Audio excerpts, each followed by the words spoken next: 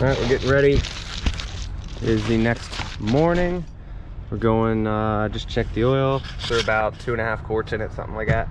Just got a shower, and then we are headed to go use the gooseneck hitch. I actually haven't used the gooseneck hitch in this truck in a while. I think actually the last time I used it was with Alex, with his trailer. So get everything cleaned up. We're gonna get rolling here in a second. So these are brand new batteries. Let's see if the fridge and the laptop overnight killed it. So let's see.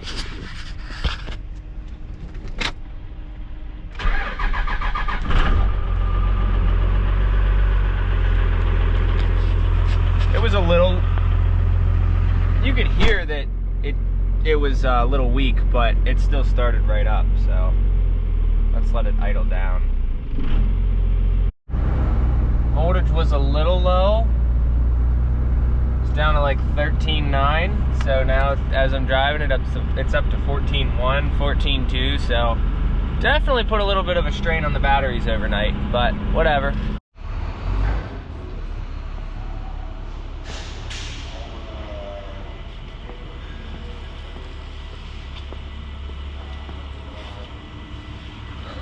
Oh, here she is.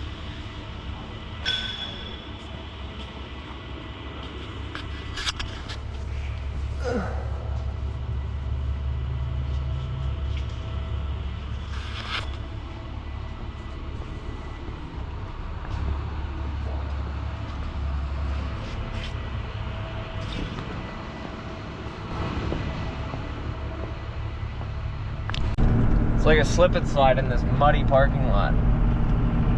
Goodness. Yeah, we got tons of mud in this parking lot.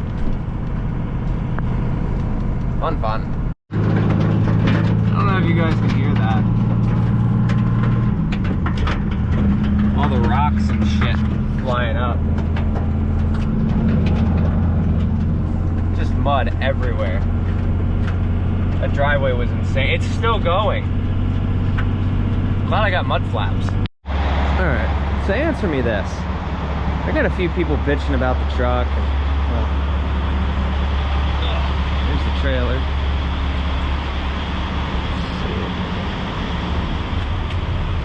We got oil hubs, no oil anywhere. I had people bitching about the truck, saying it's like unsafe and held together and shit. It's like, what is actually wrong with this thing? I'm kind of curious. Like, what do people actually think? Because all the lights work. It has a full exhaust. The e-brake works. All the brakes work. It's got brand new brakes. The mud flaps are there. It passes DOT inspections. You know, we got good quality equipment.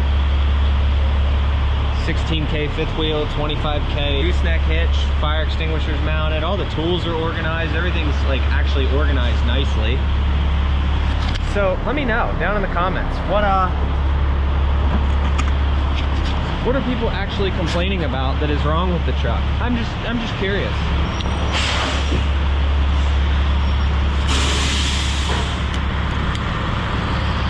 Filling up with mud flap now, but I mean, I don't think anybody can give me a valid reason on what is actually wrong with it, just because I did a couple temporary fixes. I'm going to Home Depot after this. I need to get bolts for the drive shaft. I'm going to replace the carrier bearing again, and I just took off the AC compressor, so it's not really a big deal, but like, I don't know. Someone give me some actually valid reasons why it's unsafe or ugly or whatever. I'm just kind of curious is all. It's usually just the YouTube mechanics complaining about something, and most of the time, you know, it's people that come back. I mean, if you want me to, I can offer those people a tissue, I guess. I mean, you have to come and pick it up. I'm not gonna drive to you, but you get the point. If you're gonna complain, you want me to give you a tissue or whatnot? Because, I mean, there's really nothing wrong with the truck other than a minor oil leak. So, I don't know. All I hear is bitching and moaning. Other than that, truck's paying the bills, everything's doing great. Haven't had an issue with the carrier since half-ass rigging it, but I will be replacing that as soon as I get back from the, I'd like to do the TK seal as well as the carrier bearing, because I can do it all at once, and then I'm gonna put brand new drive shaft bolts in, so shouldn't have an issue there. And other than that, we're pulling. Decent trailer. I like this one. It's light. Well, it's not light, but it's you know, it's aerodynamic, it's a flatbed. I'm gonna get good fuel economy. And I'm gonna go over this one because I want to explain this one to you guys. It's a, this is one of those container trailers. They actually build 20 and 40 foot containers, and then they actually self-lock when they pull up. So you don't even need to get out to strap them, which is kind of neat. So I am working on this one now, going over it, making sure everything's all good. I just got fuel. So it is about that time. I do need to do a fuel filter. I'm gonna do an oil filter. I'm gonna wait till I do my 34, but I am gonna do all that stuff. Listen to how fast this thing starts.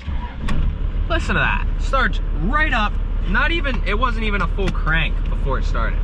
So I'm gonna do that a while. I have plenty of things to do on my 34. I'm learning I need to prepare for my 34 as opposed to just going somewhere and hoping the parts are available. So I like to be able to work and do things on my 34. So what I will do, I'm gonna go buy some parts, have things to do. I got exhaust manifold gaskets, new carrier bank, just a bunch of things. Gonna deal with the AC compressor, hopefully.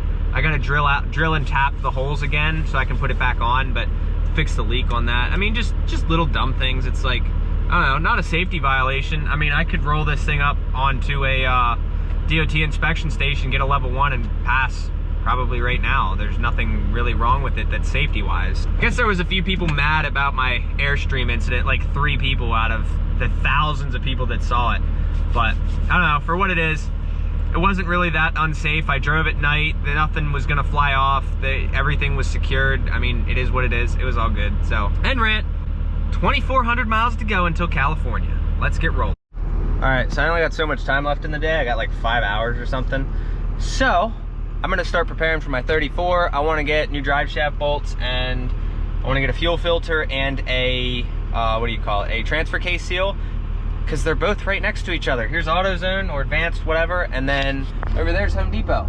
So I'm gonna do both of those things in one shot, and there we go. Not have to worry about it. So save me some time. All right, so I went and spent like $100, something like 120 bucks in AutoZone just because I found bolts, I found a bunch of stuff that I just wanted to do, fuel filters, all that stuff. So just figured might as well do that all on my 34 and keep trucking.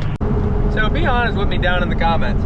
How many of you guys would still be watching this channel if I didn't throw some automotive shit in here every now and again? Like, stuff's gonna break, you know? It seems like you guys enjoy my misery, which, you know, is what it is. Learn to feed off of that and, you know, make good content out of it. I don't know if I'm gonna have to take a 34 because I'm looking at my times and it looks like a day will actually end up dropping off. So I might not even have to do a 34. I'm just gonna work on this thing today because it's a beautiful day outside. I think I'm gonna save myself like 20 some hours on the clock so I can do 2 11-hour shifts, you know, somewhere around there, like 10, 11 hours.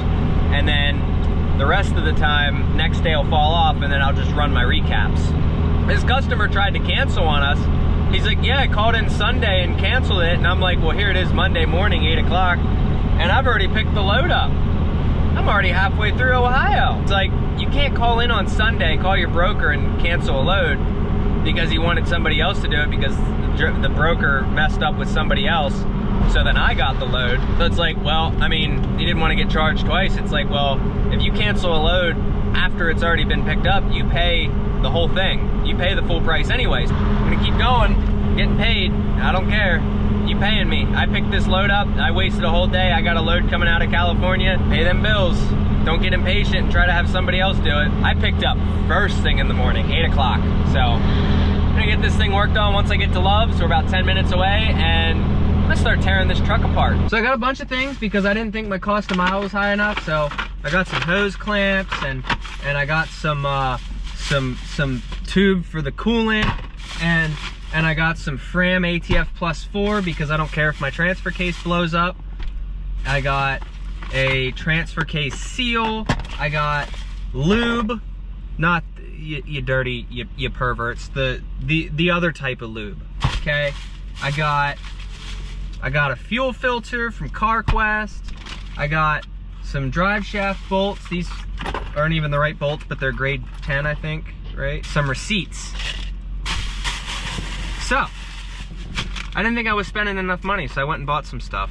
Do a fuel filter. I gotta do an oil filter too. So I think what I'm gonna end up doing is I'm just gonna take the oil filter, dump it back out into the engine, throw the oil filter away and put a new oil filter on it, because like there is absolutely no point in me changing the oil because it goes through so much of it. In 10,000 miles, I have probably put, like to say, at least like 7 or 8 gallons in it. So yeah, we're gonna do the drive shaft first. I got a coolant leak to fix, and oh, exhaust manifold gaskets. I went and bought them too. So we got work to do tonight. All right, we got a 20 footer. I kind of want to weigh this thing, but don't worry, it's only a 17,000 GVW. So we're perfectly legal. And it is a little heavy, so we are using a square coupler on the gooseneck. Pretty sweet. Let me know, am I supposed to cross these chains on the gooseneck? I'm genuinely curious about that. I never did before, but let me know if that goes through regulation, because I don't know if you're supposed to cross them on the gooseneck. I didn't think you were, but I don't know. So just somebody let me know that. But aside from that, just gonna get in here, get some tools out, and start working. It is super loud out here, but you guys can see I stripped a bolt right there. So I'm gonna end up replacing all of them.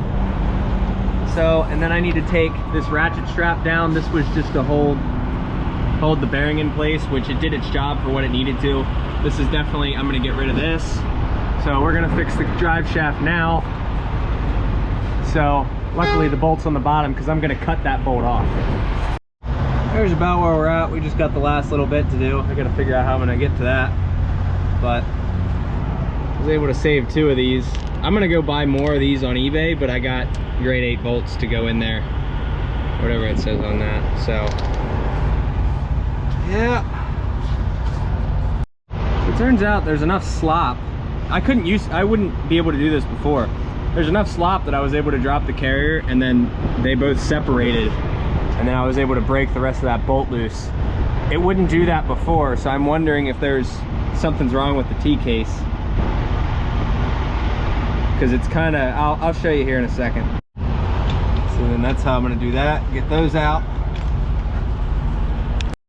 See, a pair of ice grips, and then I could spin them out by hand. I might reuse 2 of these just so that, you know, I have other 2 as spare, but just because I trust these bolts, I don't know about the other ones, but these heads are very easy to strip. Listen to this, and tell me if this sounds normal. Like, I know there's a little bit of slop in them from the factory, but is that okay? Look how easy that was.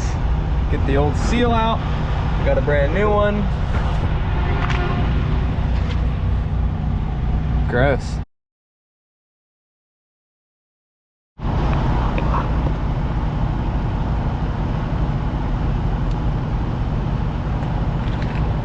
Alright, well, it's still spun freely, but that's the nature of the beast. It's 2-piece drive shafts. Junk. Alright, there we go. Bearing is pressed on. Now we're going to throw it back in the truck. And we have a drive shaft. Woohoo! Alright, so I got the AC compressor off. This thing's actually pretty good. Spins freely. There was absolutely no Freon in it, so not a big deal. I know where it's leaking. It's leaking at that connection right there. So I'll end up fixing that eventually, but for now I'm just going to run without the AC because I'm not worried about it. I do want to do the manifold, and I do want to do those 2 hoses back there. So those should be pretty simple. I went and got new hose clamps too. Alright, new oil filter. That's done. That was quick and easy. That took all but 30 seconds. Dumped the rest into the engine. Threw it over here in the trash can. So for anyone wondering how to get these fuel filters out easily, I took a screwdriver and placed it like right about there, and then started smacking the end with a hammer, and it started spinning. So fuel filter, gonna take that off. New fuel filter installed. So just replace those back 2 hoses there with new ones. I'm gonna throw the old ones away and then fill the coolant up, and then I am going to start this thing and see how it starts with no oil and no fuel. So I'm gonna try to prime the fuel system at the same time trying to prime the oil. All right, we're priming it now, letting the fuel filter fill, and we'll go from there. The other GoPro battery, this thing is a pile of junk. There's no battery in this. and it says the right one's on red. So like this charger for the GoPro batteries is terrible, and I'm down to 2 batteries. Batteries and chargers I always have issues with, so oh well. So I'm gonna try to get this thing started before the camera dies. All right, we're gonna see if it starts.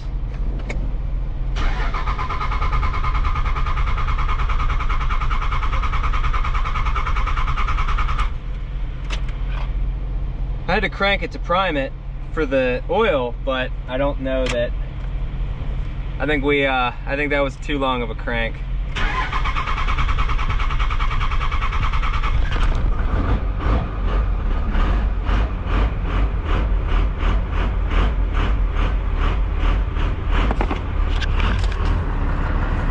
Oh, we got her started. See if it stays running though. I didn't crack any of the injector lines on the 12 valve. Oh yeah, oh I forgot to put coolant in it, whoops. All right, so I had issues with the exhaust manifold leaking. I'm using, obviously this is a common rail manifold on a 12 valve. Well, the 12 valve has square head ports. The common rail has them like this. So I was using the square gaskets with the common rail manifold and they're just blowing out immediately. So I'm gonna try these on the 12 valve. Hopefully these seal, but I don't know if they will. So we're just kind of trying experiments. If this doesn't work, I'll just go and buy a Fummins manifold. It has the square ports and keeps the exhaust or the turbo in the same spot as the 3rd gen. So you're also probably wondering why there was so much to do today. And that's because I don't like to do one thing at just do one thing. I like to fix a bunch of stuff at the same time, because then when I go to drive the truck tomorrow, it's gonna feel a lot peppier. It should. New fuel filter, coolant leak taken care of, oil. It should feel pretty good. Also new exhaust manifold, so it should sound quieter. No more exhaust leak up front, hopefully. So we'll see. All right, so like I said, I got everything taken care of last night. There should be no more problems with the truck. I do want to do a transmission fluid change at some point, and I haven't done it in a while, but in the meantime, I'm just not worried about it. But I do want to do that at some point, just for something to do. Said I was going to do all that stuff on my 34-hour restart, and I ended up doing it last night on my 10.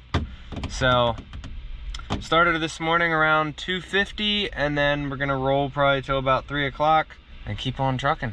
I want to get this thing dropped off. We might actually be able to get it dropped off Thursday if I don't have to take a 34, so that's great. I was pushing it on this one, 34.920 on the gallons. This is a 35-gallon tank, and I'm gonna go hit that button one more time. I saw this stop and I'm like, I had 100 and some miles till empty, like 109, and then 85 miles to get here, and it ended up working out. So there you go. I just put 36 gallons in a 35-gallon tank. I think we were pretty low. So, I mean, not too bad. We weren't like out of fuel, but I definitely wouldn't have made it like another 10 miles. I know that. By the way, if you guys want to use mud flap as well, I was recommended it. I started using it. I like it. And it links your bank account. You save even more for doing that, and the discounted price comes right out.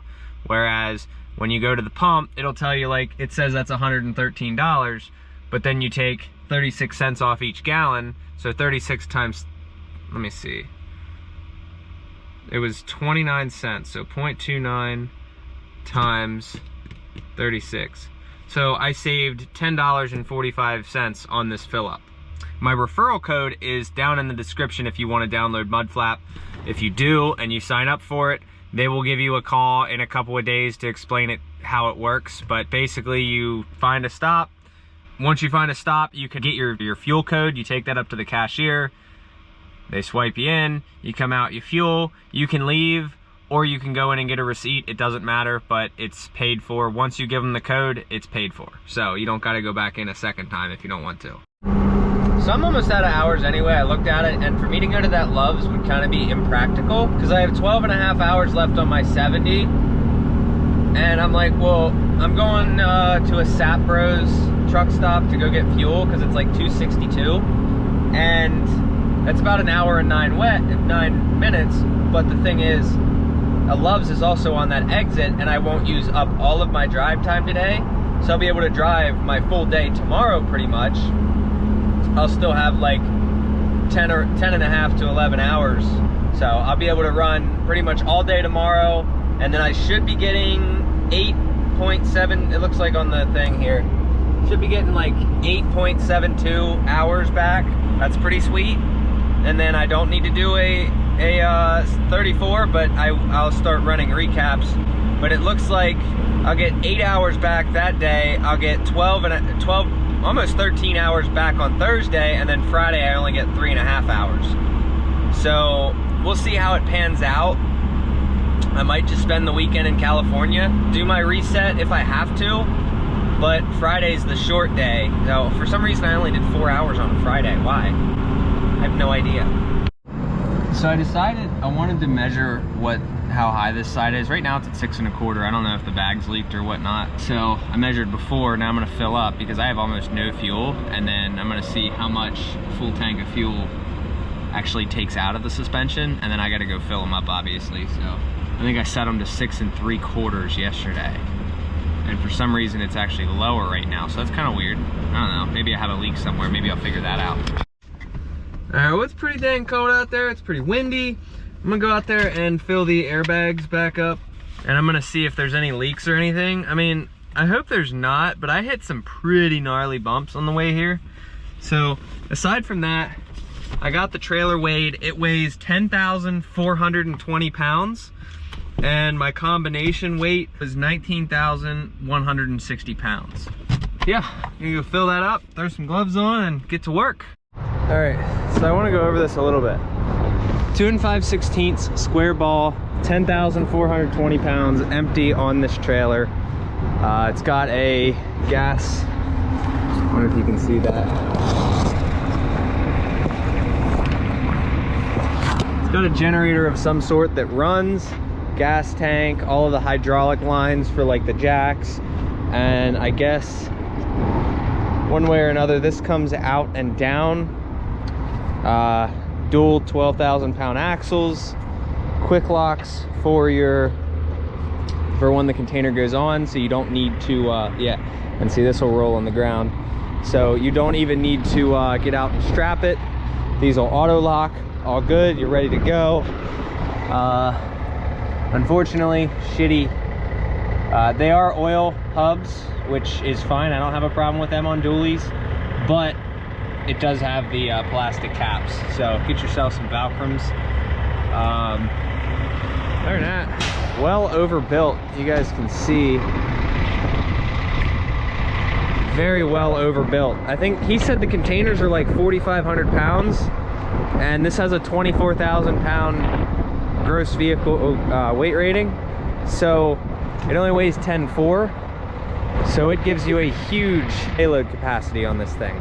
So, I mean, if you wanted to put a car or a truck on here, you most certainly could. Unfortunately, I mean, I might have been able to move a car with this, but you could probably, this is also galvanized, so you could easily put a dually or a 5500 truck on here, easily, so, if you wanted to. But that's my rant with that. Oh, that's why.